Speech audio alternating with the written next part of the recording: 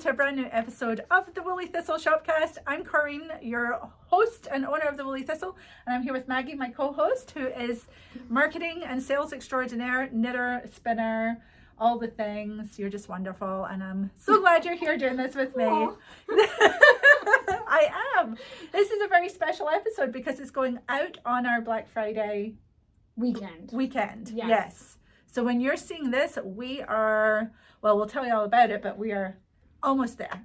Almost there. I cannot wait. Yeah, we've been building up to this here for a very long time. Yeah. And it's, this week feels immense. Yes. So we're excited. We're recording on a Monday, so we're at the beginning of, hopefully by the time we get to Friday. It's just, you guys will be there. Yeah. We're ready. All the product is here, which actually that was the biggest sort of always is. Yeah. But everything's here and it's but it's good. It's good, but we can't move. Yes. Did we mention that we're moving? No, we should tell people that we're moving again, but mainly because we are packed. We have outgrown this space that we only moved in 2 years ago in January. So we are moving just next door. The building behind us has a nice new space. Yeah. There's actually office space for people to do work. Yeah. Right now we're all working with windows. With windows. I managed to get an end unit that has windows. So we got a lovely warehouse out the back and we've got some offices up front. So we will tell you more about that. We still have to work out those details. So so stand by. So we have a lot going on and life is good. But yeah, this week is Monday morning and we've done a lot. You've done a lot. Yeah. Oh my gosh. And so we're gaining momentum now. Yeah. And by the time you're seeing this, it's a free-for-all. Yeah, it's good. And, I'm excited for what we have this year. Oh, so me too. We're going to show you. We're going to show you everything today. Yeah. But before we do, let's announce the winner, Maggie. Okay. The first winner of a $25 gift card to the Woolly Thistle is Sue Baldwin Way. Sue says, Corinne, I love the sweater you're wearing and can't wait for the pattern to be released. Oh, yeah. And JNS Cones, Santa got my letter. Such a full episode. Thank you. Thank you, Sue. Hi, Sue. I know that name. Thank you for watching and being here at the Woolly Thistle world of woolliness. Yes. So my sweater. So Sue, email us at info@thewoollythistle with prize winner in all caps so we can get you your gift card. You know the drill, Sue. Yeah. And now you can talk about your beautiful sweater. Oh, my sweater that I wanted to wear it today, but I decided to wear this. I'll talk about this in a minute. But I have been knitting on the second prototype and I've made up some changes. So we'll talk about that too. We have so much to talk about. We better get a move on. We better. Before we start all that though, how has your couple of weeks been? It's been pretty good. It's been busy. My son is a senior, and so he does cross country, and we've been... Senior in high school, and we've been sort of following him around. His team has done really well, and so it's cool to see him with his team really reach these new heights. They're doing well. They've made it further than... Ever in recent history. That's amazing. For sure. So that's great that he's on that winning team. That's a feeling that you don't... It's nice to see him to really come into like just what he loves doing. Yeah. And doing it because he loves it. He's not one of the top runners, but he's a solid runner. And he just really he's probably really good too. He's made me think about running, which I told my husband, I'm like, it's absolutely bananas. I never thought I would be interested in running at all. So I actually used to run through the woods with my dog, usually when I got spooked out by something. Yeah. And it's fun though. It is fun. You just got to watch your footing. Yeah. For sure. Yeah. So, how have your couple of weeks been? Eventful, shall we say. I've got a couple new accessories. Yeah. Let me show you. Here they are. Yeah. Yeah. I broke my ankle 2 weeks ago. Just stepping off my deck and rolling my ankle. I stood on the step wrong, rolled my ankle, went down. Yeah. And so I've been hobbling. You guys have been fantastic. I've been working from home a lot too, so I can keep it up. But I couldn't. I will say too, what a trooper you were, because you came in that morning. Like we had a meeting at 9 o'clock and you hobbled in and went through the meeting. Well, And then it ended, and she's like, I hurt my ankle and it's swollen. And yeah, we're like, oh, you need to go to the doctor. I have never broken a bone before. So when I went down and I thought I was going to throw up, and I thought, oh, that's different. Right. Like to be that, like affected. And I was down for about 10 minutes just laying on the ground with my bags and yarn everywhere. And because I was in a rush, of course. And so when I was laying there, I could move my foot. So I didn't think it was broken. It was sore. And I got up and I drove to work. And I came to work, And then Josh was like, you should get that seen to. So I did manage to get in and see the doctor right away, probably around 1 o'clock that day. They sent me for an x-ray. I'm like, this is overkill. It's just a sprain. And no, I have broken my fibula malleolus right through. So all that to say, I've been hobbling around on crutches. I hate crutches with a passion. They're not great. No, I have been terrible trying to learn them. I've figured them out now, but it was hard going. So anyway, that's been my life. I've been trying to knit because I am sitting down a lot, but I haven't made as much progress as you'd think. So hey ho. Hey ho. I'm just glad that you guys are able to keep, to break my ankle right before Black Friday would be terrible. It's not ideal. It's not. There's no good time to do it. There's definitely not. But, I thought, if in years gone by when I was doing most of that work, it would have been a mess. And so I'm so grateful that the team and you are continuing on and just telling me to keep my foot up. Yeah. Keep your foot up. Keep my foot up. We'll poke you if we have any questions. Yeah, exactly. Yep. And I get to say, I don't like that. and it gets fixed, and I love that. Yeah. So new phase of everything. And I'm supposed to, it's going to take 6 weeks. So we're a third of the way through. I will survive this, but oh my goodness, it's frustrating. Yeah. Just figure. At least though you have a boot over a cast. I don't have a cast. I have a boot, and yes, that is good. But it's the little things like trying to get a drink of water back to your chair. So everybody's like, get one of those scooters. My house though is so old and wavy, and even though I live mostly on the ground floor, there's steps everywhere. So I'm being stoic and going through with the crutches, Do you scoot up on your butt on the stairs? No, no, they're just 1 or 2 steps. Okay. But they're everywhere. So it's all like this. No, and I figured out how to get up with the crutches. Took me a while, but to figure it out. But it's just getting stuff from A to B. Like, oh God, I left my glasses in my bedroom. Oh, I have to go and get them. Or just trying to carry stuff. So I've got bags now that I put around my neck or attached to my crutch, and we're good to go. So anyway, I had crutches in high school, and it was a pain. It was an absolute pain. I was, because 17, I would just hop around. Yeah. Like at home, if I missed something, I would just hop. The thing that must be easier, hopping, it would be harder now. The thing that must be easier though is showering, because with a cast on my foot though, like it was ridiculous. For the first week I had on, I don't know what they called it, but it was bandages, and I had to wear a bag in the shower, and that's when it came off because it got wet. I didn't do it right, I guess. But then just getting in and out of the shower and standing in the shower is kind of scary, because I'm not the best at times, obviously. But anyway, I got my peeps, and Amber, my friend Amber has been really great. She's been bringing a couple of meals round, and her husband Greg took me to the hospital when I needed to go, and that kind of stuff. So good.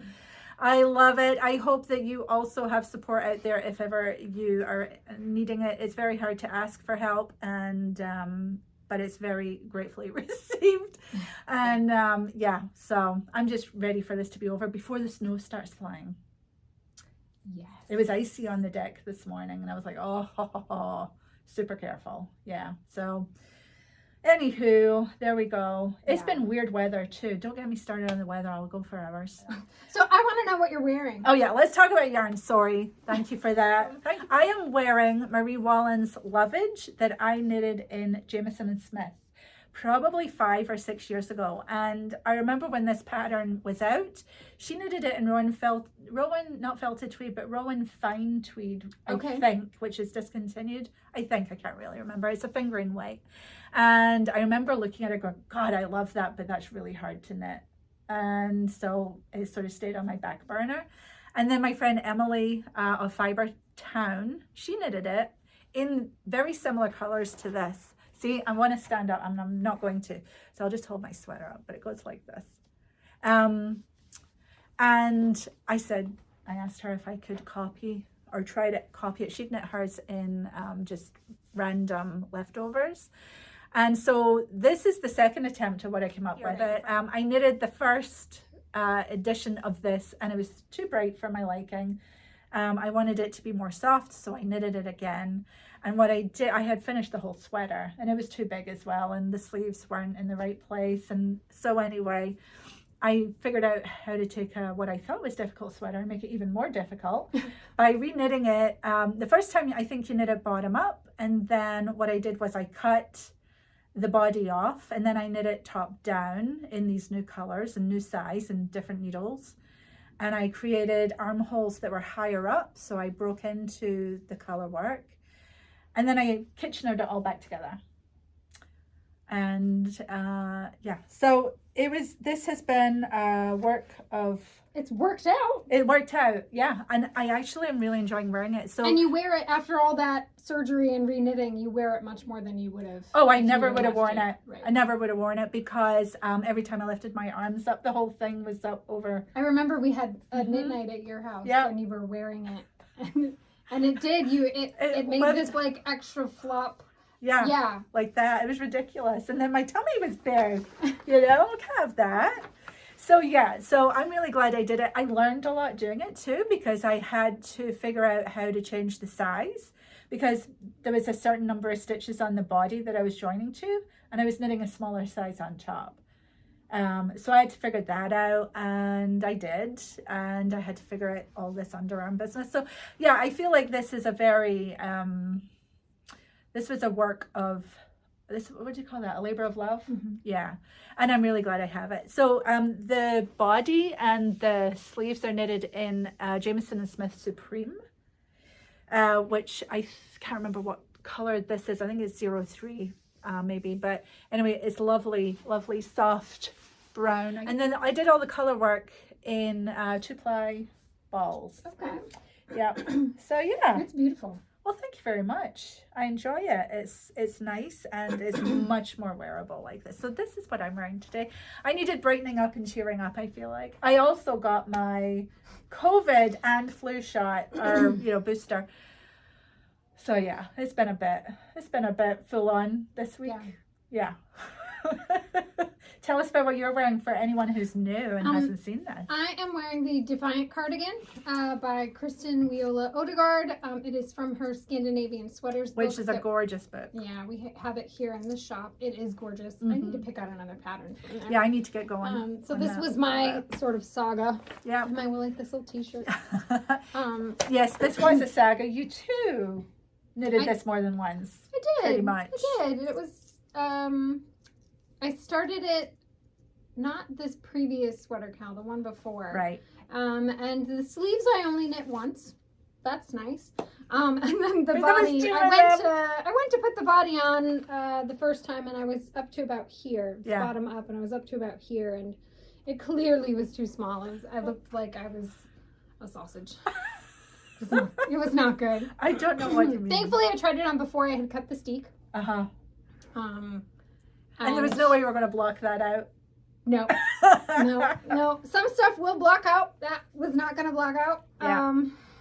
It just was not going to block out. So I made the decision to rip it back. Did you rip it back right away or did you put it in timeout? I don't remember. I ripped it back pretty much right away. Like I put it on. No regrets. I had COVID at the time. Oh my God. I was in the basement and I was so excited. I was quarantining in the basement and I was so excited to be making progress when I felt well enough to knit. And it was so depressing to put it on and be like, oh. Yeah. And then I couldn't really leave the basement. So it was just staring at me. So once I made the decision to rip, I just ripped it out. Yeah. It took me a day or two to cast back on. Sure. I needed a break from that. But I didn't want to wait too long because I didn't want it languishing. Yep. And the good news was the second time I knitted, I mean, the pattern I'd practically memorized it. So yeah, round and round. It felt much faster the second time. Yeah. So. And did you go up a size, or did you? I went up a size, and I think I went up a needle size too. So I measured before I ripped it out. I really checked the gauge, and I measured. And checked it as you went up. And checked it as I went up. I boxered Kelsey to be like, is my math right? And she's like, you could also do it. And I'm like, no. Kelsey, of course, is one of our wonderful customer service. Yeah. She's our sort of knitting expert. I doubted my own math abilities to know. Yeah. You needed validation. I needed validation. So she confirmed that it should work out if I was counting accurately and I did what I said I was going to do. Yeah. And happy day, it has worked out. Hooray. And it always looks so great when you wear it. I love it. And Rauma Finullgarn. It's Rauma Finullgarn. I actually have short sleeves on with this t-shirt and it's quite comfy. Me too with this. Yep. So yeah. Lovely. That's what I'm wearing. And then for a cowl, I'm not knitting, sorry. I'm wearing. It is I used some handspun. I love that. It's a Hannah Fettig pattern from her book Texture. Oh, good. You got good use out of that book. I did. Yeah. I really like that book. Your handspun is gorgeous. So yeah, it was nice and cool this morning, so I grabbed the squishy one. It was bloody freezing, it's what it was. Bloody freezing. Bloody freezing. So there we go. There we go. Trials and tribulations all around. I think that this is a nice segue into my sister's segment. Okay. My sister Marie is joining us today with a short segment. We mentioned that she had been knitting the Day Thin pullover by Kate Davies using some J&S yarn, and she finished it. Yeah. And she's I can't wait to watch sent this. us a little segment. So let's go and we'll see you on the other side. Hi there, it's Marie. I'm Maggie's sister. I'm here today to talk with you guys about my sweater that I made for this year's sweater cowl. Maggie and I had been talking about the sweater cowl before it started, and we were trying to figure out what sweaters we were going to make. So one of the things that I really wanted to work with was the Jamieson and Smith 2-ply yarn that I had got from the grab bag. It was the Baker's Dozen. So I had 13 balls of yarn sitting there, and I knew I could figure out something. So I went on Ravelry, and I found a pattern by Kate Davies, and it's called the Day Thin, and you could mix and match all different colors, pick your stripes, do whatever you wanted, so I thought it was perfect. And what I loved about this sweater was I'm not very fond of following a gauge. When I did try to follow the gauge to a T, somehow the sweater messed up and it's still being punished in a corner of a room. So I wanted something that was simple, not very structured, and something fun. So this to me was the perfect sweater to make.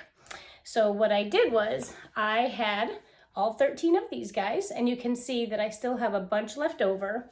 And what I loved about this sweater is, and I'll show you, it is done in the round all the way at the bottom, and from just a few inches up, you start doing all your increases, and you can see that the sleeve stops like right around here. And what you did for the sleeve was you added 8 stitches to each side, so that way you could keep working in the round, and then you ended up cutting it to steek it, and you added the sleeve and kept going that way. And what I loved about the pattern was she gives you a few different ideas on how you want to do the stripes. You can go online and there are different like random striping patterns, or you can just like stick to a certain routine of certain colors you always want to put in order. And I just kind of ran with it and I just did whatever I wanted. And sometimes I picked colors that I knew looked great together. Sometimes I picked colors that I thought for sure would look hideous next to each other. And they surprised me, and they didn't, because when you put it all together, they all looked really well together. And what surprised me was, I can't believe how much yarn I have left over. I mean, there's a couple colors. I can tell that I obviously did not use this yellow very often. There's 2 different kinds of yellows. This one has like flecks of other tiny bits of color in it, and this is more of a solid. So I must have leaned more towards this one than this one. I obviously used a lot of beige because I liked putting the beige in between to break up the colors. I like the pop of the pink, so I kept that. And what I liked too was my stripes. They're not always the same. Some rows I might have only done 1 stripe. Other rows I did 3. Some rows I did 4. It depended if I was in the mood to stop or not. And I really do like how it all came together. So I'm very shocked to see that I still have this much yarn left over. But what I really loved about this pattern was I feel like it's easy to change and make it more customable to you. I think I'd like to make another one of these with more of a solid and add some stripes in it. And I liked how I did this one. It's a cropped shorter sweater, so it comes right to my waist, and I wear a t-shirt under it. My sleeves are open and it's not itchy at all. It feels really nice up against my skin. But for my next one, I think I would like to make it a little bit longer, maybe a little bit looser, even though I love how this one fits. I feel like it's a pattern that you can easily play with. So I hope you enjoyed my little tidbit about my sweater that I got done for this sweater cow. Thanks and have a great day. We hope you enjoyed seeing Marie's Dathan pullover. I think it's absolutely beautiful. It's colorful. Genius. It fits great. Yeah. Well done. Yeah. So. Yeah. Great such idea. A great use for grab bags. Yeah. And really or keeping any that scraps randomness. that you have, or if you're just not, I just love it. Yeah. Yeah. I need to cast one on. I'm so glad that you did that, Marie. Thanks for sharing it with us. I hope we see you on the podcast again, which actually brings us to a little thing that we've been thinking about, which is we would love to include your videos of items you finished knitting in the Woolly Thistle yarn that you got from the Woolly Thistle. So if that's you and you want to put together a little 5-minute or less video showing us your FO and what you knitted in and maybe any changes you made or whether you knitted it exactly from the pattern, that's going to show other people what looks great and that you know what you're enjoying knitting. So we wanted to put an invitation out there to you, and just if you're interested, just send us an email to info@thewoollythistle saying that you would like to do this. We will get a time slotted for you and we'll work within that parameter. So yeah. We're excited about this. We hope to hear from you. Don't be shy. Yeah. It's all pre-recorded, so you know once you've done it, you're done. Yep. You don't need any fancy equipment to record. You can use your phone. Just make sure you have good lighting and that the audio quality is good. Yeah. So that it's good for us to insert into our video. For sure. And you know, think about what it is you want to say. And I think Marie said she did a couple of takes. I know for sure we don't typically get stuff done in a 1 hour the first time out the gate. So that's to be expected. So yeah, let us hear from you if that's of interest, and we will add that to our lineup here, because I think one of the things we love is having other people contributing, and so far it's been the Woolly Thistle team, and you're part of the team and we want to hear from you. I should mention what I'm wearing right here. I put it on while we were watching Marie. This is Pressed Flowers, and it's a swatch that Leanne made here in the shop, and she made it a little cowl, and she used Finullgarn, and I think it's gorgeous. Yeah, I think she didn't quite get gauge for the it's pattern, so I think she was going to adjust and re-swatch. But she didn't want to rip it out. It's such a cute little. I think the gauge on it is actually very nice. But yes, if it does make a nice fabric. It does. So thank you for that, Leanne. I'm happy to wear this for now. And if you can't find it later, Leanne, that's why. Just come in here. It'll be here. Hidden away somewhere. Let's talk about what we're knitting on. Yeah. Do you have any whips? I do have some whips. Any FOs? No. Oh, no. No. There's no FOs. Maggie. So what are you knitting on right now? So I started knitting a hat. And I'm using yarn from Rachel in Fair Isle. So you have a skein here of the butterscotch. Look at her face. I know. She's so cute. So I'd been really wanting to knit. Yes. I just needed something simple. Yes. Fairly simple. Yes. And so I had purchased a couple of skeins from Rachel. Yeah. And Stephen West has a new hat pattern out. And it is called, I wrote down the name of it, Follow Your Path Hat. Good advice, Stephen. All the proceeds go to charity for the first year. Oh my gosh. And it's got a pretty bit of color work at the top. And I wanted to use, so I had cast on that cowl last time. Yeah. I ripped it out. Oh. Okay. It wasn't coming out right. It was going to be too wide and I was going to run out of yarn. So Oh yeah. I have the same yarn. So the color work is going to be in here. It's going to be I know, right? Oh. So they're both Gorgeous. It's gonna be fabulous. So that is going to be gorgeous. But for the rest of us who are not amazing hand spinners, making tracks would be terrific. Especially the pattern is for DK and Rachel's yarn is DK and my hand spun's about a DK. Yes. And Love I think it. right now we It's gonna be have lovely. the Junction Fiber Mill. They have a Yes. cone forest. Yes. So you could do that. Gorgeous. You could even do, I think strict garden would work really well with the making tracks. Like Yeah. they're different, but I think you could easily put them together. Yeah. I think for this hat in particular, it's just really pretty. We can put a picture of Steven's hat there. For sure. Do we know the charity? I do not remember the name of the charity. We can put it on the bottom. Okay. Yeah. But yeah, it was just a quick, Gorgeous. Little palette cleanser. I didn't quite get super far, but this was great for car knitting. Yeah. When I just couldn't. Is it? And you can see I got a little zombie stitch mark. Oh, awesome. Because zombies are always in season. They are. If you like that kind of thing. If you like that kind of thing. So, yeah, so I'm excited. Yeah. That's really and nice. it's delightful. I keep picking little, I do pick little bits of fair isle. little bits of fair isle out. And then I'm like, oh, why did I pick it out? So this was actually milled at Uist Mill, and we saw that, was it the last In the episode? last episode, Yeah, so that's and where you this can actually comes find from. that as a freestanding video now on our Yeah, channel. So yeah. if you wanted to see Rachel taking her precious fiber down to US to be milled. For this year's run, yeah. Thank you for this, Rachel. Yeah. This was from, I think it was 2021. And yeah. I will be Very knitting with this precious too. skeins. It really is. It's lovely. Lovely color. That Shetland light beigey brown. Love it. Okay. And then I'm still knitting on my shawl. Let's see the next. It's a never-ending shawl. So I'm at the end of clue 2. Or All right. just about the end of clue 2. Wow. So I feel like Phantom of the Opera or something. You got this cape thing happening. Here we go. So I've got like one more. I've got to finish this green wedge.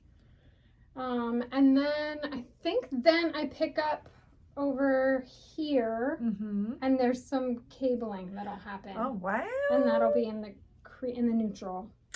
Gorgeous. So It's looking, and you're knitting this in Rambler for the most part. The green and the Rambler white. and the pink is some hand spun. Yeah. And I did finally look at the finish. Did you? I finally broke down. I was watching a video And what'd you think? Stephen was like, if you're still hoping that this is going to be a mystery, get over it. And I was like, all right. Stephen said. Thank you. And yeah, I actually really like it. I was a bit relieved. That's like, okay. good. All right, it's worth this craziness. Yeah, I don't know that, I'm still enjoying the experience of sort of like knitting outside of my usual box for sure. But there are some that I've seen that I'm really happy with the end result. So I'm happy to keep going. And it's perfect right now because I find by the time I get home from work, I need somebody to just tell me what to do. Yep. And so I'm happy to just knit along. That's wonderful. Yeah. Good for you. I'm good. proud of you because it's not easy to do an MKAL and I was going to say take as long as you have and still not like, but I meant that with love. Yeah, and I knew when I embarked upon this journey that I wasn't going to finish within 4 weeks. Right. I just knew I wasn't. Yeah. And I knew that I was mostly doing it for techniques as opposed to the finished object. So although you're happy with the finished I'm object. happy with the finished object, and I'll keep going. That's good. That's good. Okay, so I'm knitting on. This is unnamed as yet. I think I was wearing the charcoal color of this last time. This is my new design. And it's very simple, but kind of fun. I've changed up the back so that it actually is less stitches than the front. I haven't blocked it yet, so it's not going to lay the right way. There's a little detailing around the split hem. And the neck is not long enough. I'm going to knit this much longer. I want it to be up here. And then it's got these cute little sleeves that sort of stick out the sides because this is a drop shoulder. But that makes them very quick to knit because really your shoulder's starting up here. And I'm looking at this and thinking maybe I need to do some decreases now. And what yarn are you using for this one? Oh, this is knitting in, Biches Bûches, Le Gros, or Le Gros, I don't know. So this is their aran white, and you can see, it's not blocked yet, but you can see that there is more fabric in the front than the back, and that's because I have boobs. No. Yeah, and so I have room for the boobage, whereas in the back I don't. No boobs in the back. No boobs in the back. All right. I know, right? Is what's the word? Crazy. So Shocking. it fits really well. As a Good. result, I don't have I love miles, like a sail behind me. Yeah. It's gonna lay nice. I can't wait to block it and see it. So yeah. I love this yarn. It's very, I blocked the bottom before I started shaping Okay. it, and it's soft. I was wondering, like, looking at it on the screen, you could kind of see. There's a line yeah. across. So I did block it down Okay. there, but not since then. Gotcha. So that's the Yeah, line so you there, can you can see. see. So it just goes to show what blocking can do. Yeah. It's lovely yarn to knit with. It's not splitty or anything. And Nice and woolly. it's very woolly and it blocks nice, and it's next to skin soft for sure. I think what I wish I'd done, but I'm at this point now, so I'm not going to, is held a skein of mohair with it, because they have their beautiful mohair, and that would have made the gauge, their mohair silk, that would have made the gauge a little bit bigger. This is differing from my the Studio Donegal. So I will have some math to do, but all is not lost at all. I'm thinking that I love the Donegal gauge, so I think knitting this on a bigger needle or with some mohair would have been so luxurious and fluffy. So that's what we're going for with this. I think this is going to knit up beautifully in Vams by Rauma or Let Lopi. Mm-hmm. So I'm going to be swatching those two, not knitting the whole sweater per se, but I'll be swatching, and I'll be writing this up, and we'll be doing test knitting and all of that. Wonderful. To get this out to you. Yeah, it's very simple, but you know what? I think simple is good in that it's something that you can wear with anything, and you can accessorize with your shawls and your, things like this. And it's easy to dress it up or dress it down. Yes, but that's the thing. It can be quite dressy. Mm-hmm. Just having that very kind of very relaxed but put together kind of look. Mm-hmm. Yeah, so I love that. I love that with my vanilla sweater too. I think that's got the same thing, and even the Victory cardigan is the same. So yeah, it's just I'm just so classy. Keeping the simple lines is good, and not that I don't love knitting full-on color work and all of that, but for when I'm putting something together, I tend to go for that nice simple lines that is made to fit you.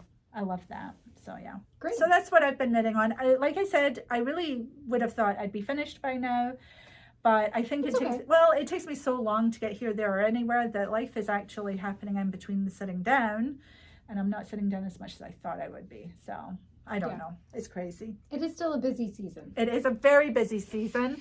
My daughter's birthday is coming up, and of course Thanksgiving, and then the holidays. And my daughter's birthday is coming up too. When's November is a big birthday month for us. So my husband just had a birthday. Right. And then our youngest, her birthday is coming up on the 23rd of November. Mm-hmm. Oh my. That's a lot of birthdays in 1 month. Yeah. Okay, so Maggie, tell us about Black Friday, and we have stuff to show.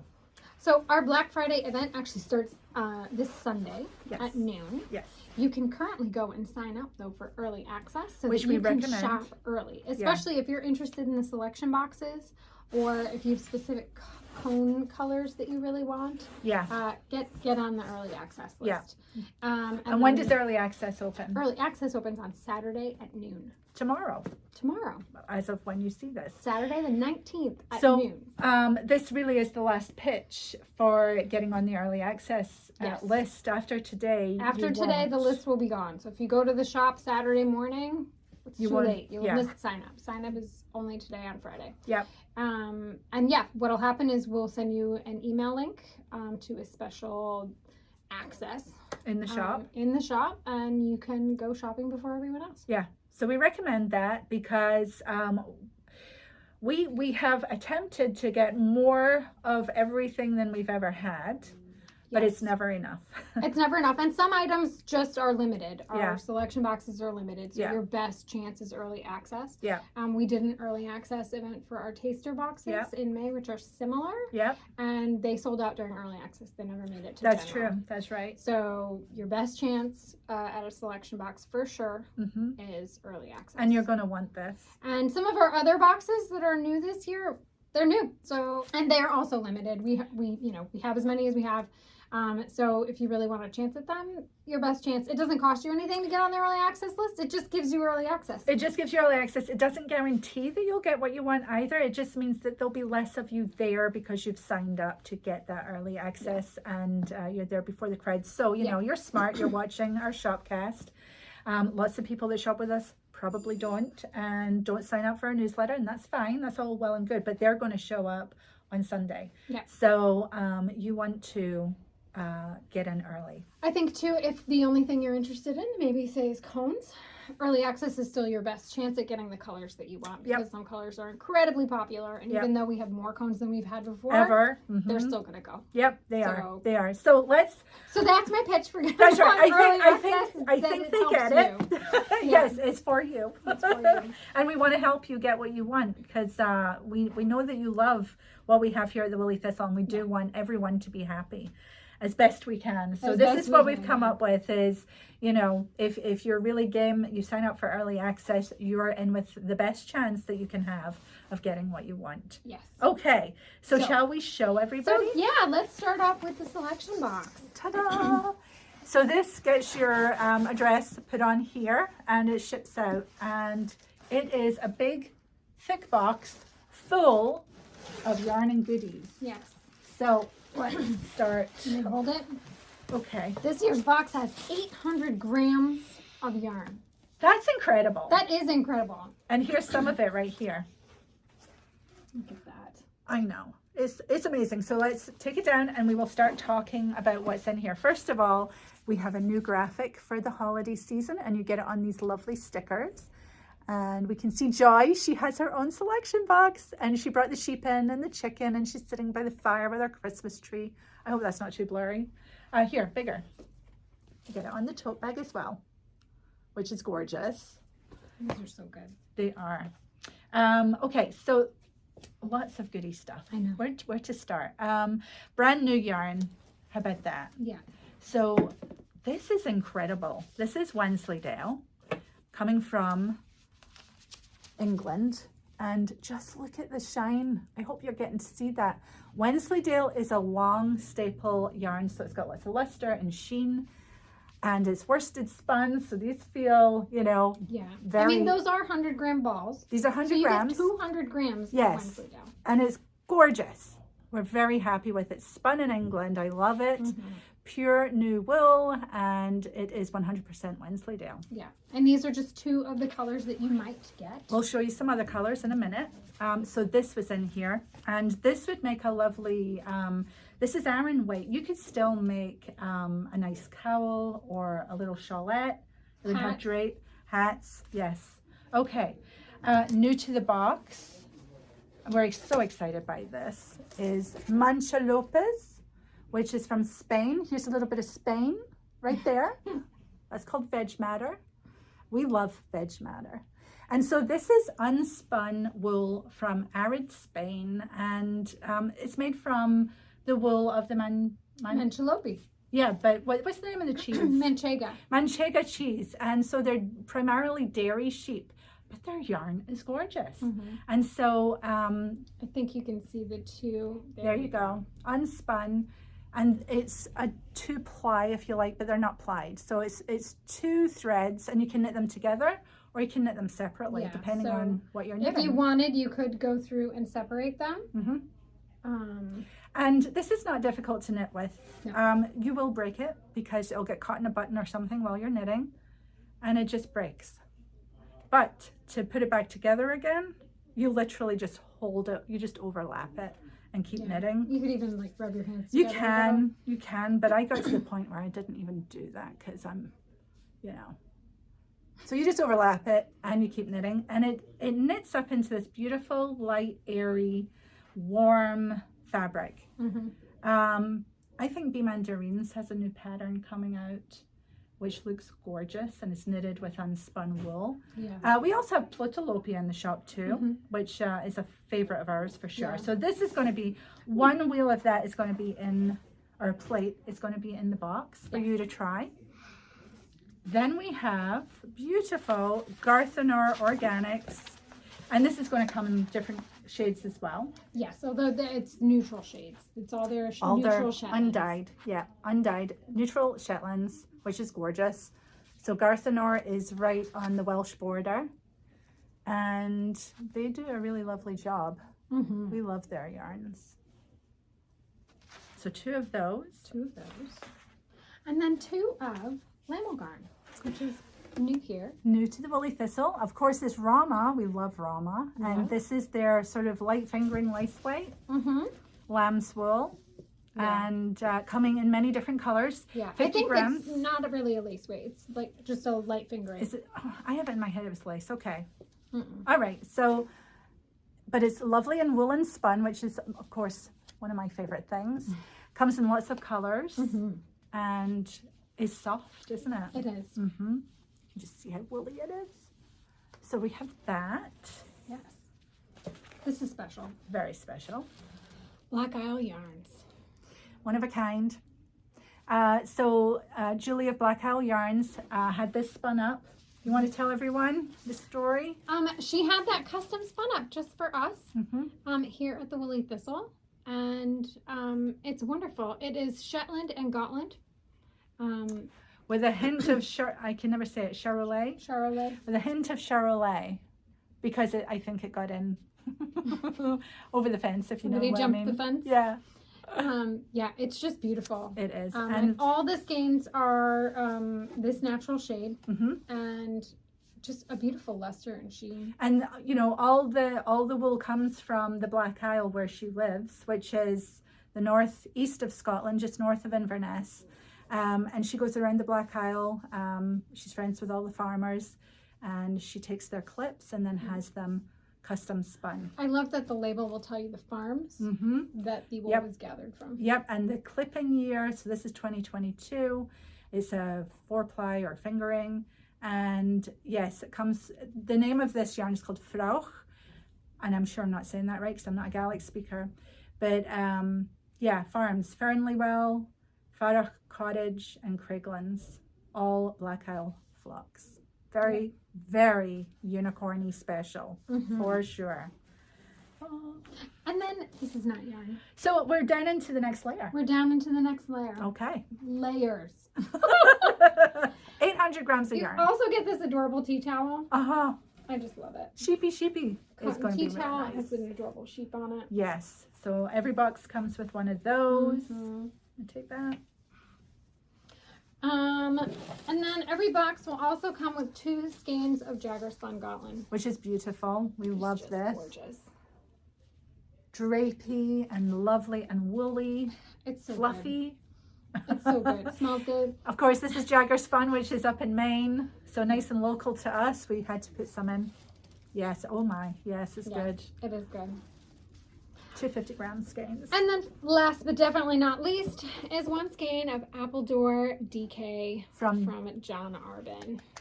Gorgeous stuff. So tell us about this. So this is, I love this mix. It is 40% Devon close wool, 40% Romney, 20% Exmoor. Blue face. And it's a 4-ply? It is a DK. White. Oh, it's a DK weight. It's a DK. Yep. And look at all the different colors going into it. It is. That's why he is, or they are, yes, experts at. Yeah, it's just their colors. They kill me. Yeah. They're so pretty. Yeah. So we have that for the box. Very pretty. We have that, and then each box comes with a progress keeper and stitch marker set. The box is falling over. I got it. This is great. It's a beautiful thistle. Yeah. I don't know. Let's see. Last time we You need to back up a wee bit.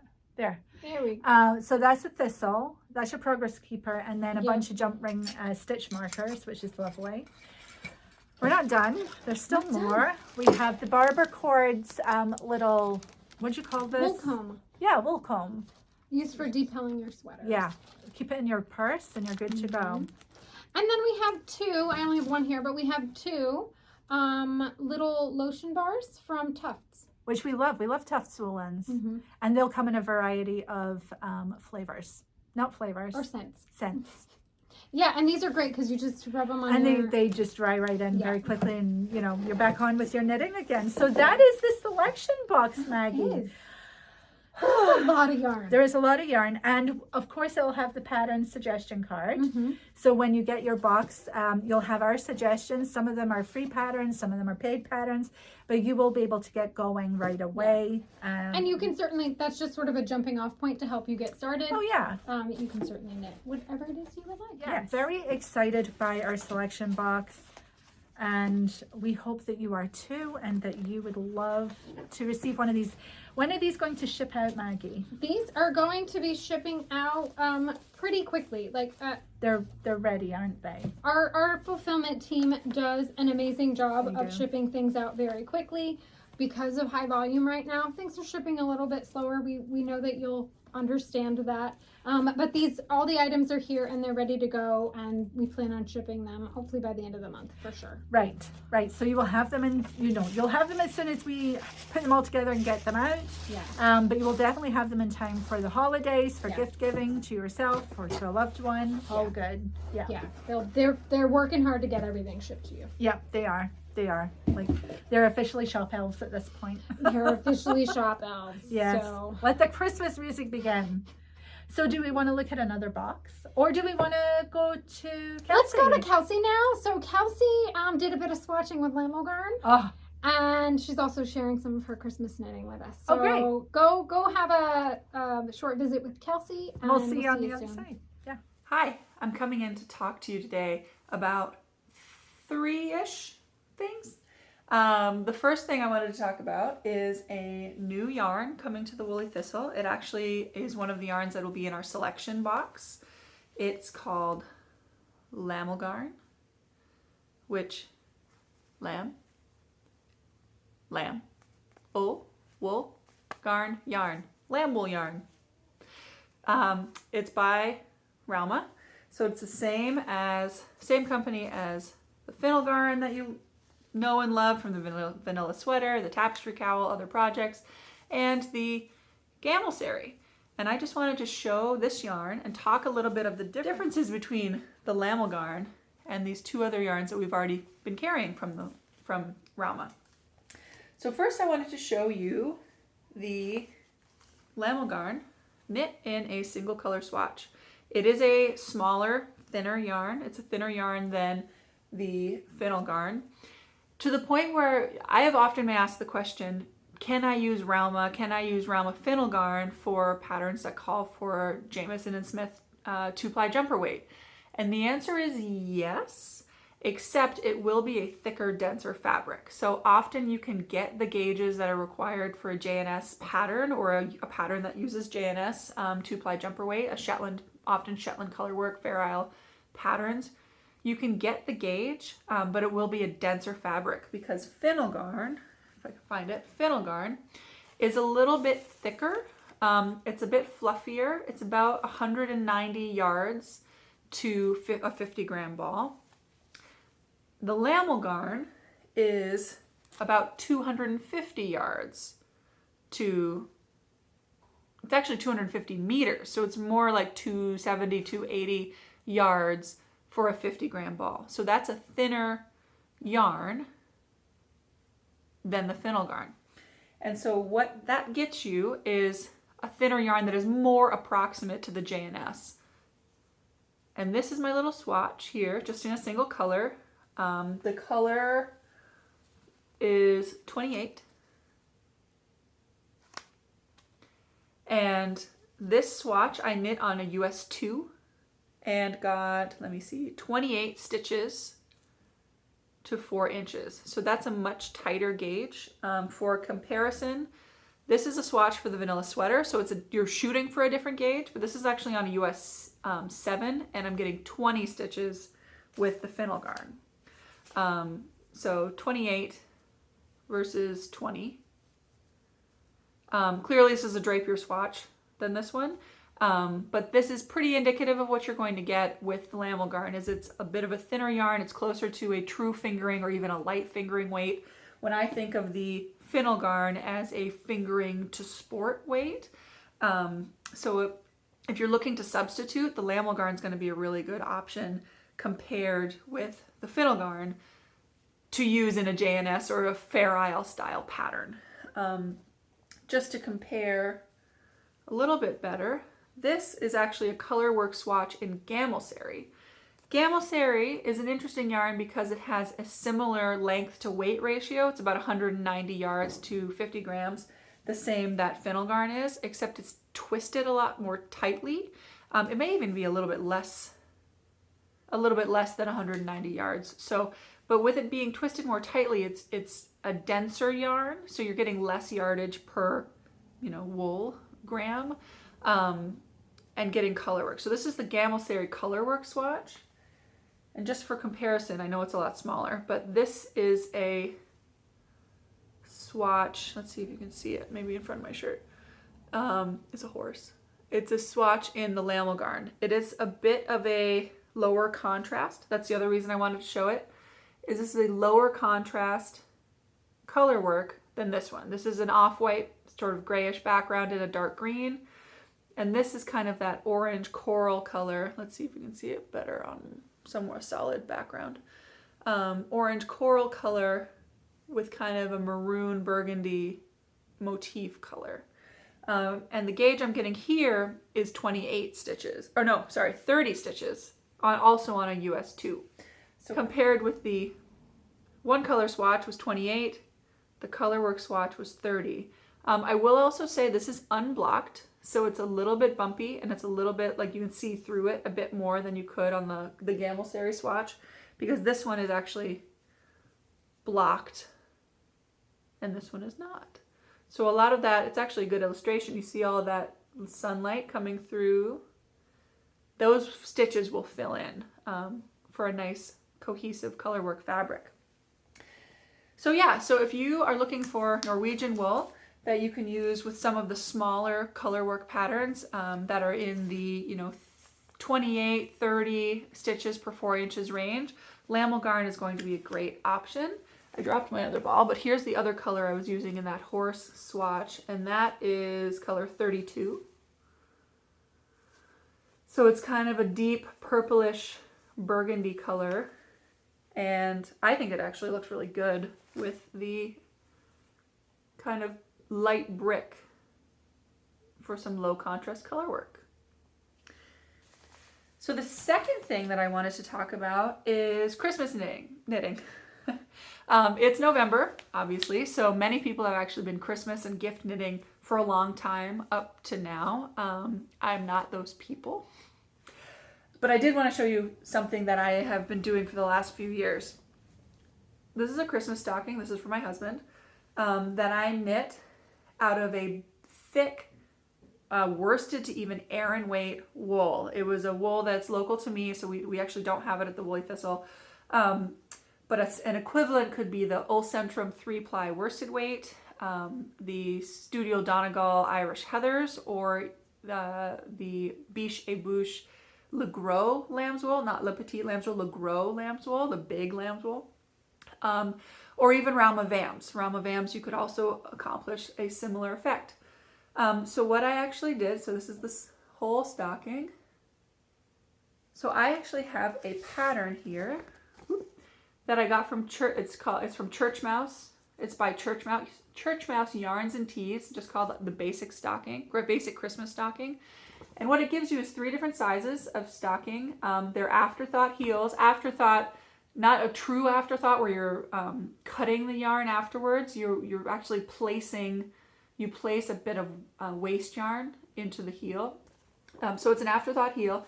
And even if you hate afterthought heels for fit or for other reasons for normal socks, this doesn't matter because nobody's wearing this sock. It's a stocking. It's a giant sock. And I wanted to share it because I'm actually making another one this year. This one will be for my new daughter. So I wanted to show the two that I already made. This one, and then this one is for my firstborn daughter that I made first. And the pattern is plain, but what I did was I took 2 stitch dictionaries that I have for Colourwork. One is Scandinavian Motifs. It's by Mary Jane Mucklestone. She also has a Fair Isle Motifs book. And this one is Alternate by Andrea Rangel. And the Woolly Thistle does have this one. And you just go through and you pick out the, for example, you pick out the picture of the stitch that you like, and then you go to the page that it has, that pattern is on.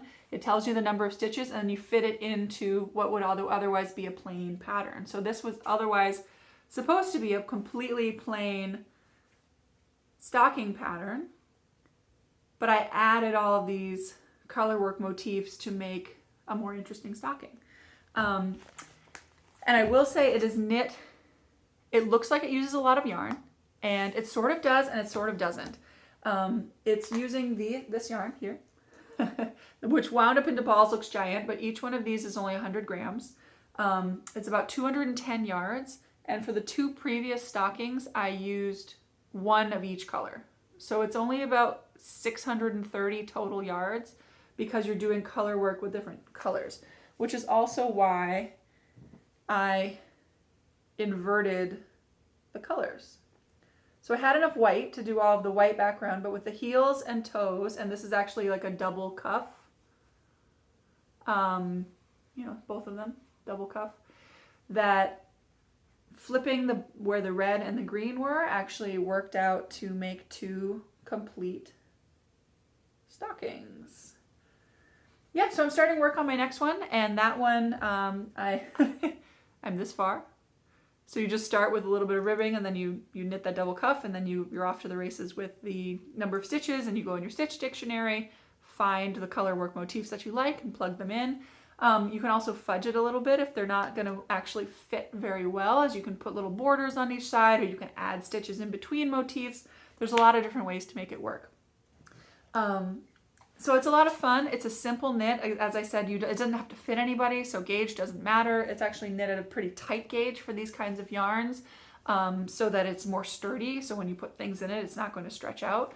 And I think it's just a really fun project. It's a really great pattern. And with the kinds of wools, these woolly wools, these are going to last forever, barring moths and all of that. But these should last forever. The other thing that I wanted to mention, along with that, and using up, getting the most out of your yarn, is a scale. So this is just a normal kitchen scale. I think it cost about $25. You can get ones that are even less expensive than that. And it it measures in grams and ounces, and has a tare button, and that's really all it is. And what I do is I would measure how much my yarn weighs ahead of time, because sometimes a 100-gram ball may be 102, 105, something like that, and then measure them when I'm finished. And then I can figure out, well, okay, in the first stocking, the red used, I don't know, making up numbers now, 56 grams, but the green only used 30 grams. So if I flip them, I'll have enough to do 30 grams in the other stocking and 56 grams in the other stocking in those colors reversed. So I think the kitchen scale is just an invaluable tool for being able to do things like that, to be able to estimate yardage, to be able to figure out how much you have left and how much you might be using up, and be able to flip colors and duplicate patterns, duplicate projects like that. The very last thing that I wanted to talk about is some more suggestions for the selection box, and any of the boxes that we sell at the Woolly Thistle. Often you'll get 1 ball, 2 balls of a certain kind of yarn, and there's only so many things you can do with single balls like that. We do provide pattern suggestions in the boxes, but I wanted to just share a couple of general thoughts about it. The first is Colourwork cowls. This is called the Gaze cowl. It's on Ravelry. And it's not actually with, the color shifting yarn is not one that we carry at the Woolly Thistle, but it all, holds with our yarns. Cowls will often use around 50 grams of a fingering weight yarn, not often very much more than that unless they're very tall. So doing a colorwork motif in a cowl, you can often pair together small amounts of yarn and come out with a really nice project. So if you search on Ravelry for other colorwork cowls that you like, or you find a cowl that you like and then you use a stitch dictionary and plug in a motif that you do like instead of one that maybe is not your favorite, that's another great option for using those smaller balls or single balls or smaller amounts of yarn, or even leftovers when you use your kitchen scale and know how much you have yardage wise. And the last thing about those kinds of boxes is lace. So some people love lace, some people hate lace, but an undeniable fact is that lace spreads out your yarn. If you're knitting something and it's this big in stockinette and you make it into lace, it could end up this big. So if you're working for, single balls of a fingering weight yarn and you want to make a shawl, lace is really the way to go. The more open the lace, the more yarn overs that you have, or similar big sort of holes in your lace work, the bigger the finished fabric will be. So if you're looking to use single balls of yarn, even down to 50-gram balls of yarn, you can make a little neck scarf or something like that. If you use some lace, you'll really spread out the amount of yarn, how far your yarn goes into a fabric. And then I may have already said the last thing, but the very, very last thing is, especially in color work, I always remind people that you don't have to match the yarns. You can, and it's nice too if you have enough of Jamieson and Smith or Marie Wallin or Rauma, these yarns that come in many, many colors and small amounts that you can pair together with color work. That's wonderful, but you also don't have to. So fingering weight yarns that are sort of roughly the same yardage, you can absolutely pair together. Even if you go up a little bit in the weight, if you put the thicker yarns in the color work section, so like in this example, if I had two yarns that one was a little bit thicker than the other, I might put the thicker yarn in the eyeballs, because then the eyeballs texturally might actually pop out a little bit more. I didn't really mean to say eyeballs popping out, but it really won't be a bad effect if you even into sport or decay. If your background is a fingering weight, you can definitely pair those things together in color work, and it just adds a little bit of textural interest and makes your color work stand out a little bit more. So that's all I had to say. Just the stocking and the stitch dictionaries, the Lamullgarn, how to use your selection box, getting a kitchen scale. I feel like I've covered a lot of things, and I talked kind of fast, so I'm sorry about that. But if you have any questions, drop them in the comments, or you can send us an email at info@thewoollythistle.com, and I'll be happy to help you with them.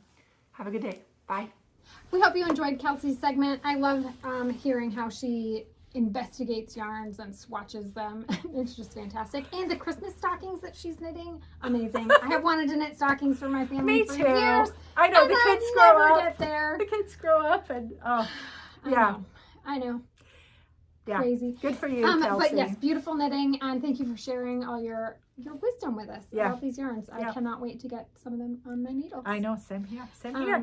So let's dive into yet more boxes, because we have 2 more boxes to show you. Yeah, these Maggie, are fun. we don't know what's in these. I don't know which box so I have. let's see what you have. I have the Huga box. I think you do. I don't know if that's how you say it. Huga? Yeah, I think so. Huga. We'll go with Huga.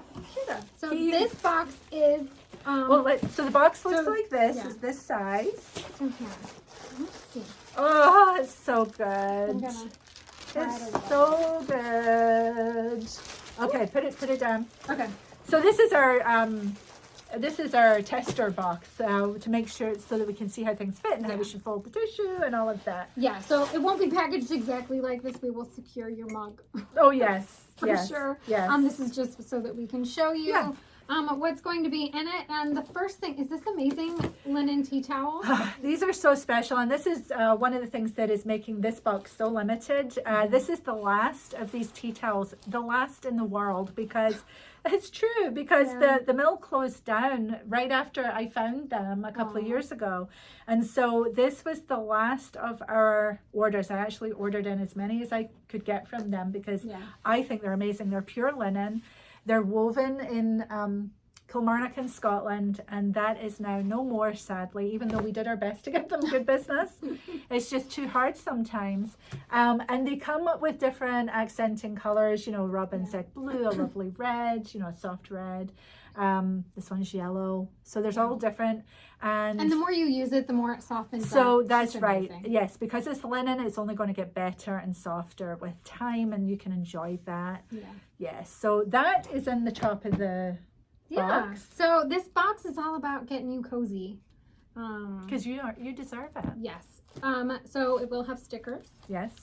It has a number of different beverages for you. So it has some Loon chocolate cocoa mix. Cocoa mix. Yes. This is from New Hampshire. It is that time of year. It is. Oh, it Yes. So good. we featured Feels some rich. local New England brands in here. Yeah. Some Abracadabra coffee sample packs. Wish you all had fun. We did. We tested it out. It gets my stamp of approval. I love coffee. I cannot get enough coffee. Abracadabra. And these guys are out of Vermont as well. I believe so, yeah. And then these are handcrafted in New Hampshire. These are a sampler of tea. Yeah. And we also have little tea bags. I don't have any in this box, but we'll also give you some tea bags so that you can fill your tea bags. Yeah, and just show there's little windows here, so you get to see. I believe it's 27 Teas is the name of this company. Yeah, and they're in New Hampshire. Very pretty. It's just gorgeous. There is wool in this box too. There is wool in this box too. I'm kind of saving that. Yes. Why not? Then you have a scone mix from Stonewall Kitchen, which is out of Maine. In Maine, that's right. Yeah. I love Stonewall Kitchen. I know. Very successful business. I love this mug. It's gold. Gorgeous. It is nice. This is like my favorite size too. Yeah, big. Big. An adorable, and actually I do have, look. There you go. There are the little tea bags. Inside the tea cozy. Which is a gorgeous resin-filled which is tin. From Firefly Notes. Which we love Firefly. Yes, it's so gorgeous. Yes. And then, some yarn. So we have one skein of Armscote Manor which 4-ply. is gorgeous, special, very, very 100%. important yarn. I believe this is the Portland. It just is 100% wool. Yeah, it's 100% Portland. Gotcha.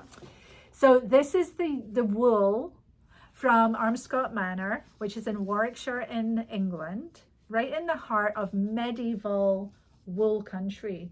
And this particular breed was mentioned was mentioned in the Domesday Book, which is just, that's crazy. It's from medieval times. And the people at Armscote Manor, Deb, are doing their best to bring this breed back to health and survival and growth, and we're doing our part to help her do that. It just feels lovely. It is such good wool.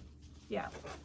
And then also in the box is yarn from Sunrise Hill Farm, which is owned by one of our very own Woolly Thistle employees, Ruth. She is a packer here. She packs your orders. And she has a little flock of sheep. Yeah. And this is her yarn. And I think she tells you what's in it. Yeah, so this one is a DK. It is 100% Shetland. She does have some Shetland Fin Cross. Yes. So they'll all be labeled as to what they are. And she lives actually in Vermont, just across the water. But we were looking for a special yarn, and she's like, I think I can help you there. Yeah. And she has. It's gorgeous, and we're very happy to include it in this box. Yeah. So they're all undyed natural shades. Yep. Just gorgeous. Really lovely. The whole box is going to make you feel very cared for. Cozy. Yes. All those long winter nights of knitting and drinking tea and hot chocolate and coffee in the morning. having a scone. Especially now when it's getting dark. Oh, it's so dark so early now. 4:30. Ugh. Last night it was 6 o'clock, and I'm like, oh my gosh, it feels like 10 p.m. I know. So I'm lighting all the candles. I got the twinkle lights going. We are in And your Hugo box. season. Yes. And the last box we want to show you is very similar in shape and size to the Hugo box. And it's called A Taste of New England, which is very, very good. We definitely wanted to do something that would... Here, I'll hold it up. Well, okay. Hold on. So you get the woolly thistle tote bag here, and then just look at all look at all that gorgeous stuff. All right, let's have a wee looky. So yes, you get your tote bag. That's a good one too. Yes, it is. And then you get gentle citrus with I can never say it. Calendula? No, calendula. Sure. Flowers, body butter. And this is from a local, where is she? Farmer's Body. She's in Vermont. Heartland, Vermont, right around the corner here. Max maple sugar, maple candy. Classic New England. Classic New England. That's right here in New Hampshire. These are fun. We've never done these before. Yeah. These are Die cuts. woolly thistle die cuts. Yeah. Adorable. Because, you know, I'm sure you've got your knitting journals or your water bottle, things like that. Yep. These are your laptop. Stick them on there. Oh, and stitch markers. I know. Can't have enough stitch markers. You really can't. And actually, these are progress keepers. So, yes. So, these are all, let me find. So, here's New Hampshire. The little love heart cut out. And here's Vermont. Yeah. And then we've got the other states as well that are in New England, which includes, that looks like New York. That's not a New England state. No, that's Maine. Is that Maine? Okay. And we've got we got Massachusetts. Oh my God, See? I am showing my, yes, that's Maine. Oh boy, Massachusetts, Maine. These are not to scale because Rhode Island is huge. Yes. Rhode Island is not huge. It is not huge. It is not huge. Which So one? that one's Rhode Island and that one's Massachusetts. Okay. That's Okay. what I mean by not to scale, but they are adorable. They are adorable. Anyway, I can't show you them. Maybe we can put a photo up of them. Yeah. That would be nice. So yes, you get a whole thing of progress keepers, which is a nice change from all the stitch markers. Yeah. But you can never have enough of both for sure. Okay, what else do we have, Maggie? We have Cold Hollow Cider Mill Mulling Spices. These are so good. Yes, and this is from Waterbury, Vermont too. So you're really supporting lovely local New England. It's all sealed up. I can't open it up for you. I know. But it's lovely. Mulling spices in the winter, I know. in the holiday And if you're like season. me, then you put a little tipple in it. These look so good. We've got another cookie mix for you. Yeah, chewy cookie mix, triple chocolate. Triple chocolate. Yes, Those please. look really good. And then yarn. yes, the part we always get more excited about. All right, so Jagger Spun from Maine. We have this is Heather's. Yes. One skein of their heather. Yes. And then we have one skein of Savage Heart Farm, which is owned by Peg, one of the owners of Junction Fiber Mill. This is her personal flock of Corriedale. yes. And it's just... And it comes so in 3 good. different shades. So Yeah, 3 there's natural shades. Little cream. bits of Vermont in it. Oh. You can see all the little bits. so bouncy. It is really bouncy. Yeah. These are beautiful skeins. Yeah, Yes. just gorgeous. And then representing New Hampshire? And representing New Hampshire, you have 2 skeins of Flywheel, which is a sport weight yarn from Harrisville Designs. Yeah. Which we love. Yes. Very, very Classic, nice. woolly. Yes. Great for Colourwork. Yep. And you'll get Just look at the 2 colors. complimentary skeins. Right. So with all These our... are examples of colors, but Yes. you're going to get a little surprise. As with all our boxes, as we've always done, we show you everything that's in them, but we do keep the element of surprise to do with colors. If you visit, one thing we've done a little bit different this year is if you visit the shop, we have samples of all the colors that are possible to get in your box. Right, so you will see all the ranges of colors. There won't be any surprises in the colors themselves. Yeah. The surprise is which colors you get. Exactly. But we work really hard to make the best combinations so that every box is as pleasing as the next. Yes, and generally people love getting Oh their yeah, surprises. we've not had any problems no. for sure. Yeah. So That is the Taste of New England box, and it's very hearty. Now, both that and the Hugo box are very limited, just because it's hard to get some of this stuff. Yep.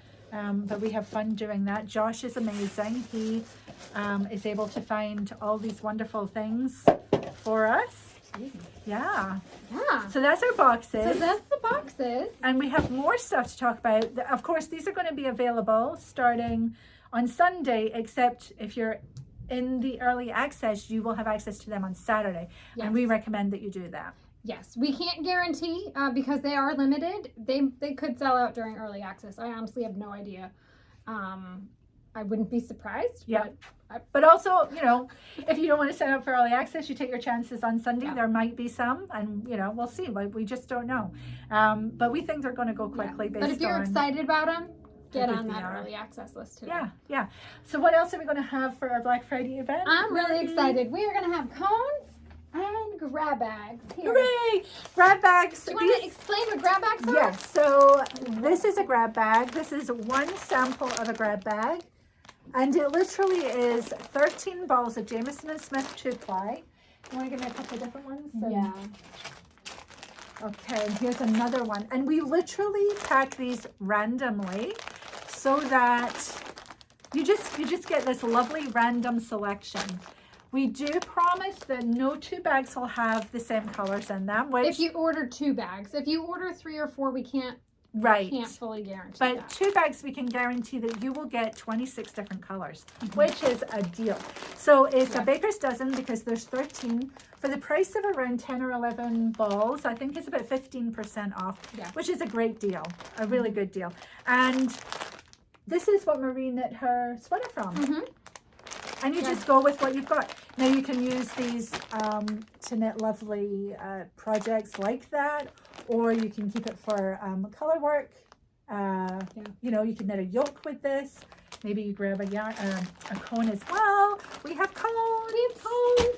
We have so many cones. 2-ply, jumper weight. 2-ply jumper weight. We also have a small supply of Supreme cones, which is just, let me sniff. Oh, it's also good. It's also woolly. It smells so woolly over here now. Yes, so you can knit Supreme with 2-ply. I did that right in this sweater, actually. So, but this is slightly heavier, just slightly though. And it's all natural colors. There's about 9 natural colors. I think we got all of them. I believe so. I think we were able to get all of them. So those will be available in cones, but very limited.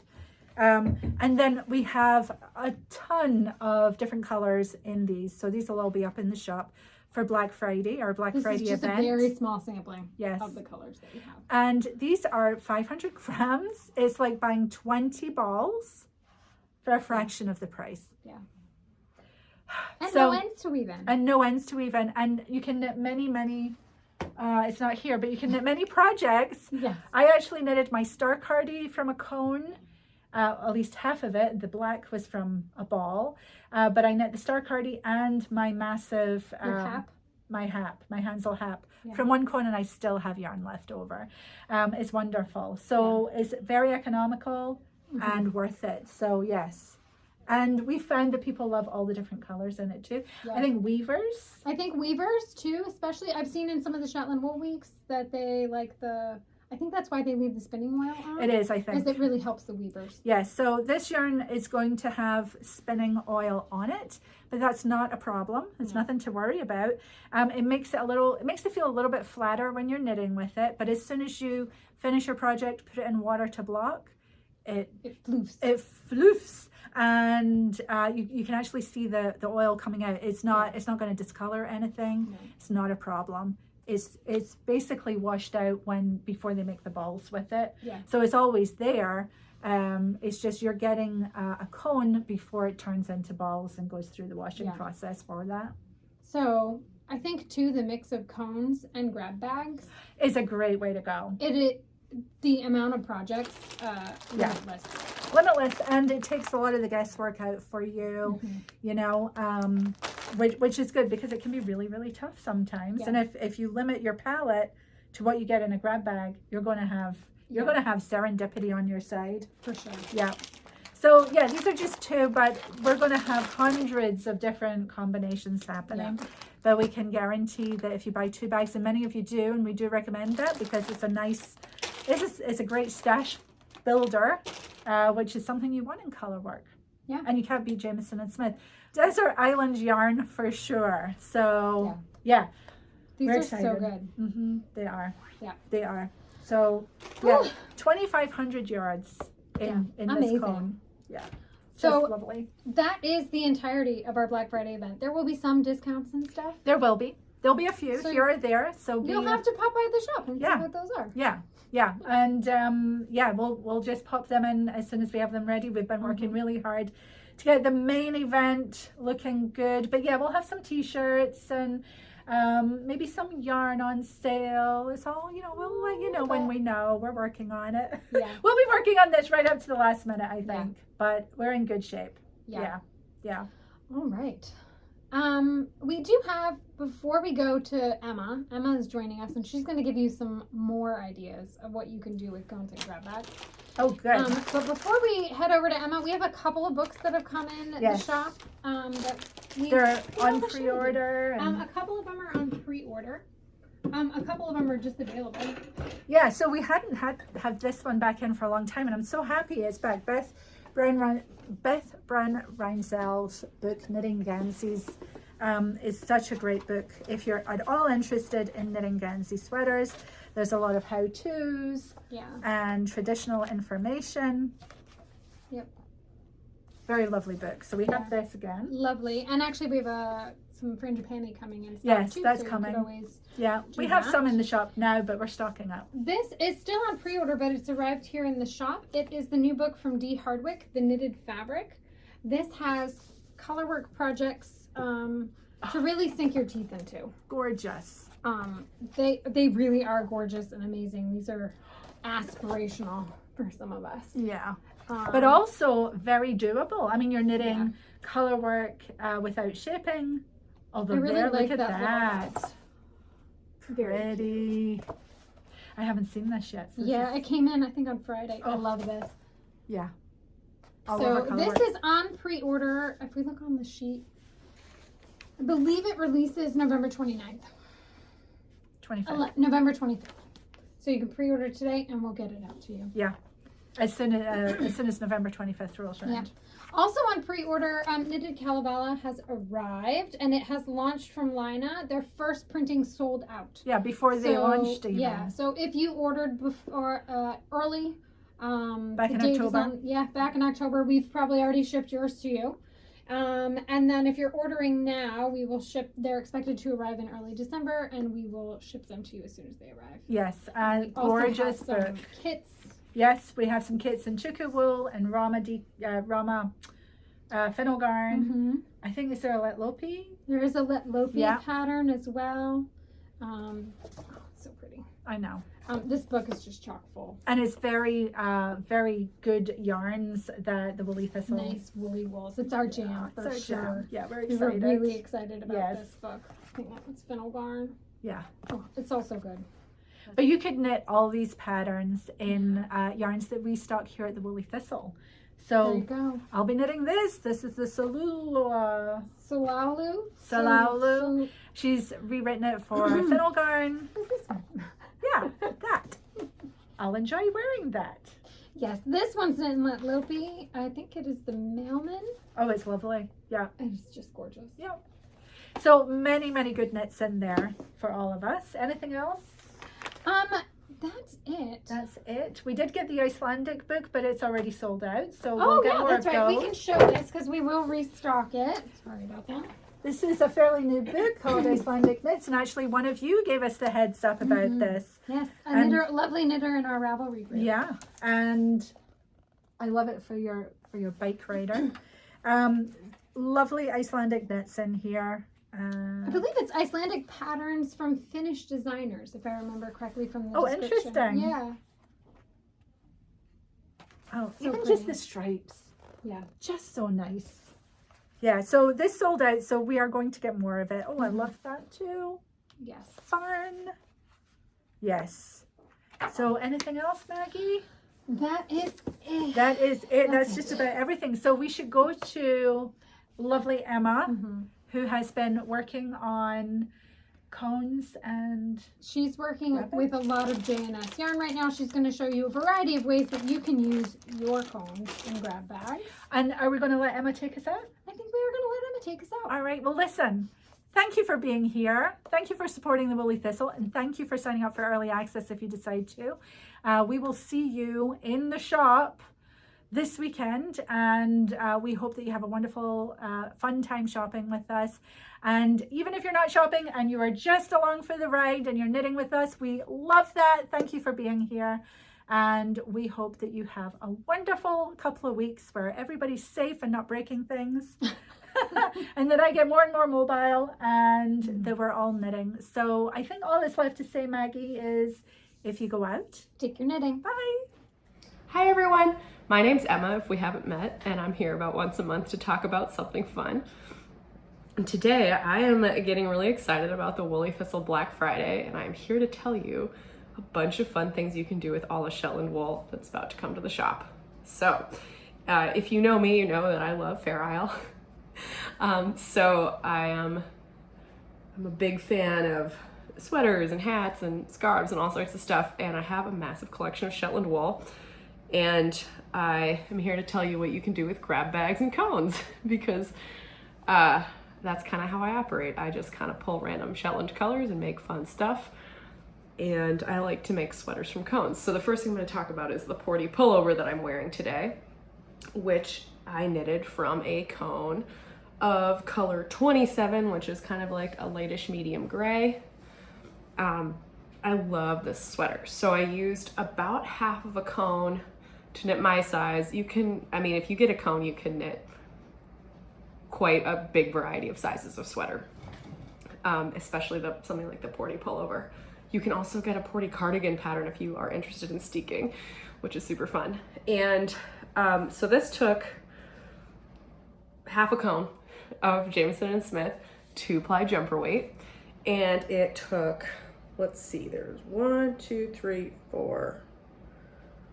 4 colors, gray, bone, no, 5, green, blue, and pink. Sorry, I should have counted that before.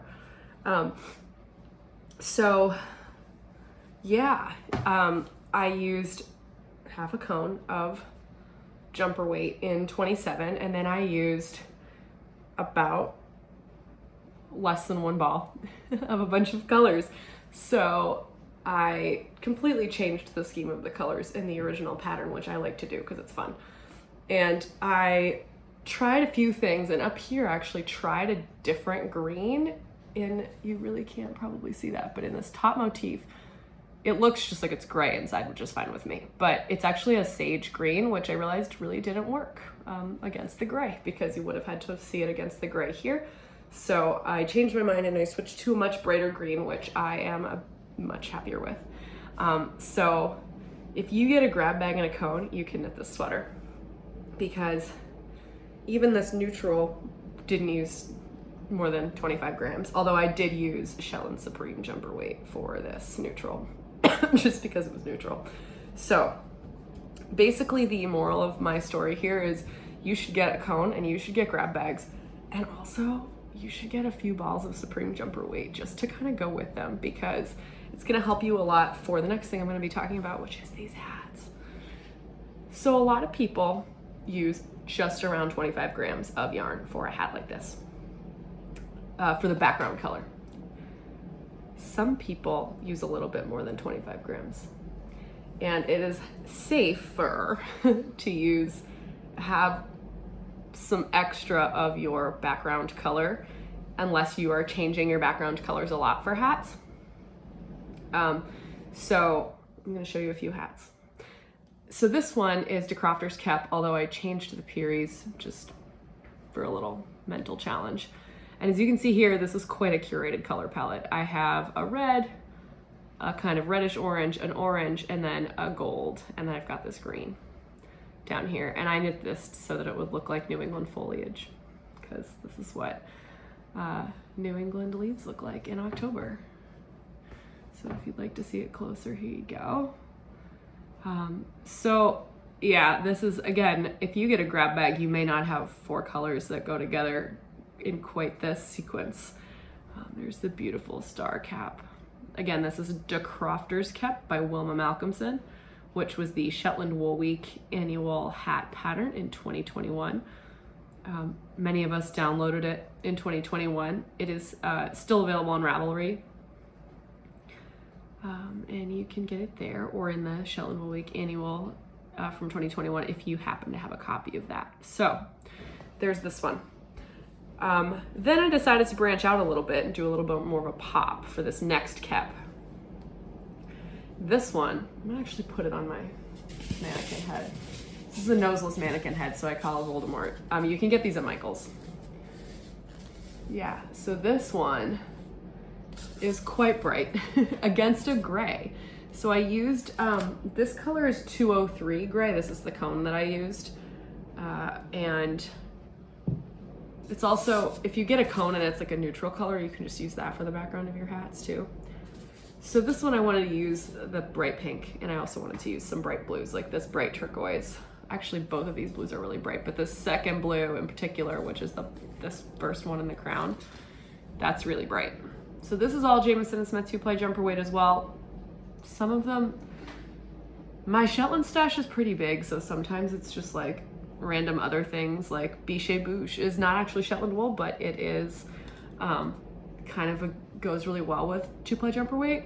You can use that, or you can use Jamieson's of Shetland if you have some of that in your stash. I think this bright pink is Jamieson's of Shetland. I think the color is called Plum, and it's my favorite pop of color to use in my Fair Isle hats. So this one I just kind of, I think I got the chart here from the Fisherman's Cap, which is a pattern that you can access through the Facebook page, the Fair Isle Fisherman's Cap. You can buy it from the Shetland, some kind of Shetland museum, and they'll send you the pattern. And it has a bunch of charts in it, and so I used a chart from that for this one.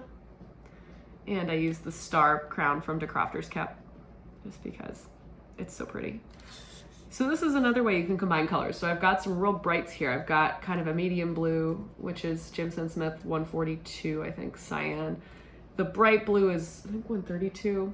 And then this bright teal or turquoise here, the lighter one, is 71.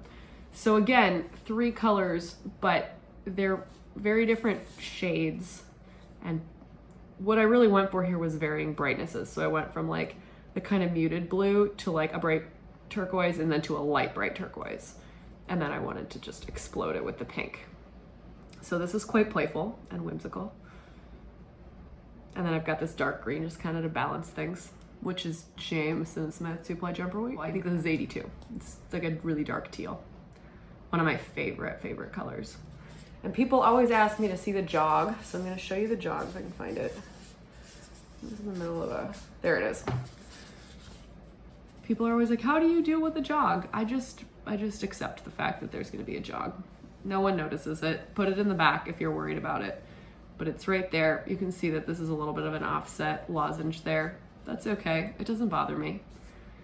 If you're knitting a sweater and you're worried about a jog, you can put, like if it's like an all over and you're knitting it all over the body as well, you can put the jog under the arm. For this sweater, the jog is right at the middle of the back, so nobody notices, which is fun. Okay, you can also knit, I'm gonna just move this, a headband, which I did, except it turned out too big.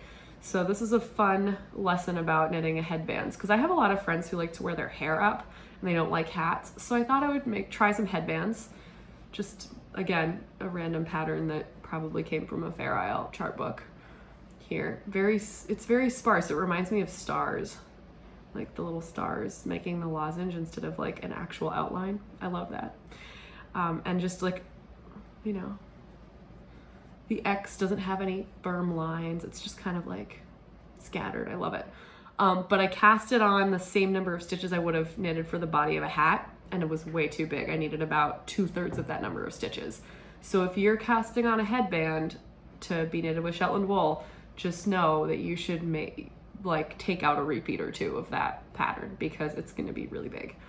So what I did was I had a lot of extra material, and so I just folded it here and just sewed this, and you can see this is just on the inside. It's no problem. It's still kind of big actually, but it totally works. So I haven't blocked this yet, in case you're wondering why it's rolling. But I think headbands are fun, and you definitely have enough to make headbands if you get just the grab bag, because you need way less than 25 grams of 2-ply jumper weight to be the background color of a headband. So that's fun.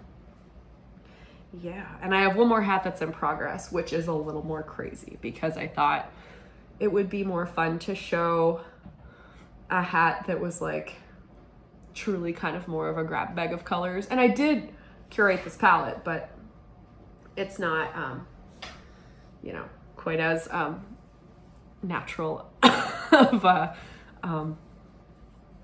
just fade. Let's say fade. It's not quite as natural of a fade. So this one, let's actually see if I can put it. It has some stoppers on the needles, so I'm gonna try and put it on the head. Okay, you can see part of it a little bit better. Right, there we go.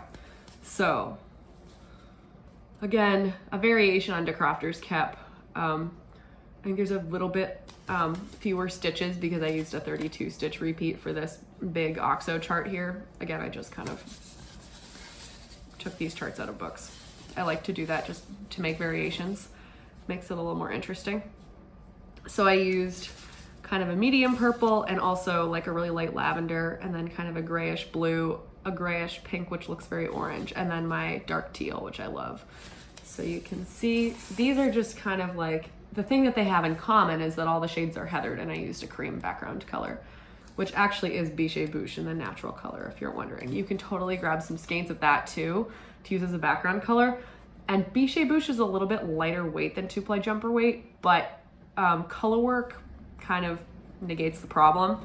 As long as you're a confident Colourwork knitter, knitting at 2 slightly different gauges should be okay. And make sure that you're paying very close attention to color dominance if you're doing that. So you're always holding that main kind of motif color on your left side, and you're using the background color on your right side, so that the foreground color, the motif color, stays closest to the surface of the knitting, and that will make it pop out a little bit more. So yeah, this is really fun, and I'm going to show you the actual colors of this. So I've got my medium purple, which is shade FC9 mix of Jamieson Smith 2-ply. We've got shade FC21 mix, which is like a lavender grayish. I have a vanilla sweater knit out of this color, and I love it.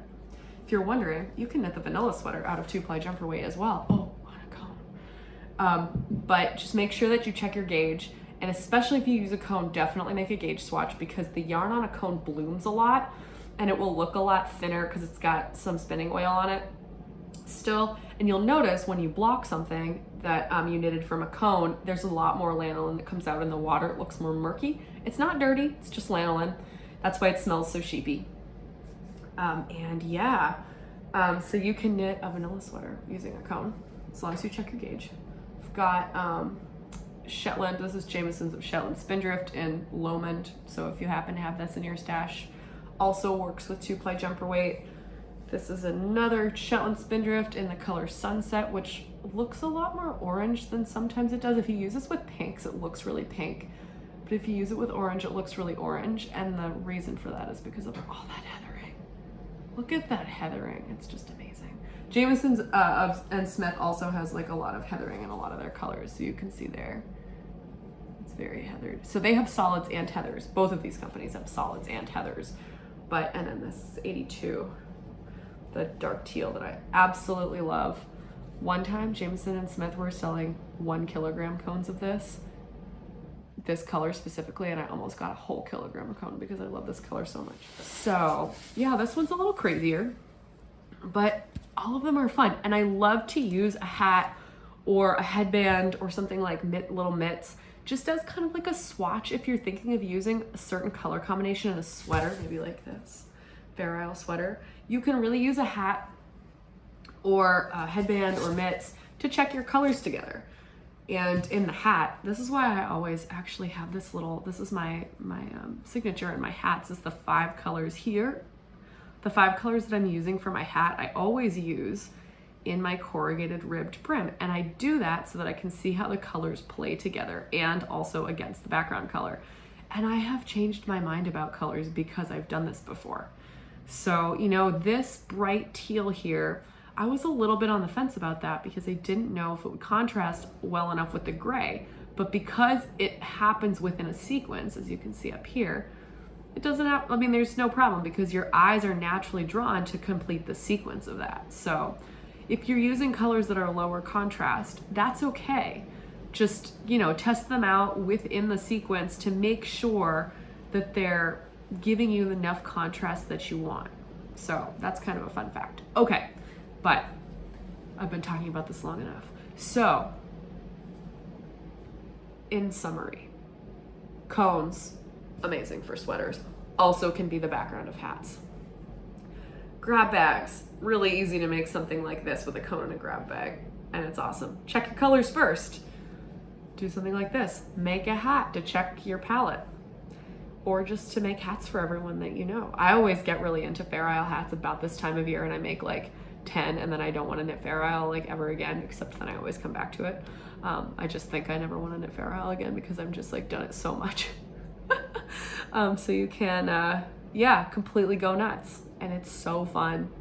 So enjoy, and I'll see you next month. Bye.